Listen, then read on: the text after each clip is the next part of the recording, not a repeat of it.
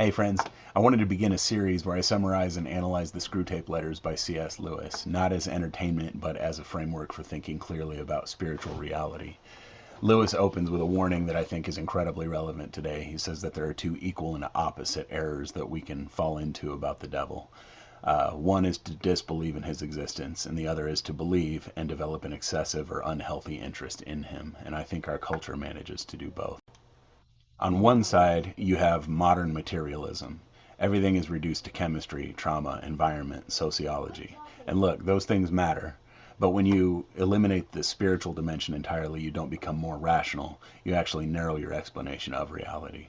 If evil is real, and most people agree that it is, then the question becomes what kind of universe best explains moral evil? Pure materialism struggles to explain objective moral wrong. It can explain behavior, but it has difficulty grounding moral accountability.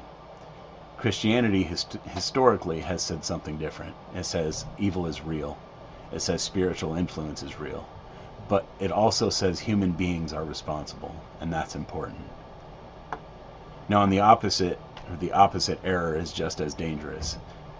Some people see a demon behind every difficulty. Every inconvenience becomes spiritual warfare. Every disagreement becomes oppression, and that can quietly remove personal responsibility as well.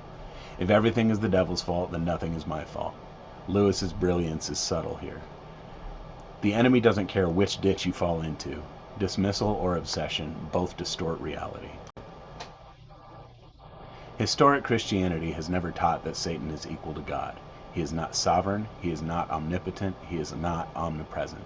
He is a created being in rebellion, and that's a very different framework than superstition. It affirms spiritual reality without abandoning reason, and that balance is where clarity lives.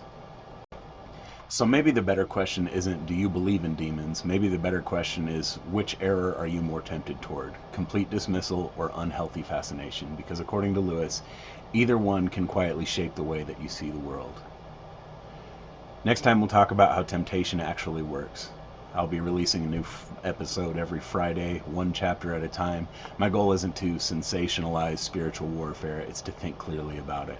And clarity is rare, so if that's something you value, I'll see you on Friday.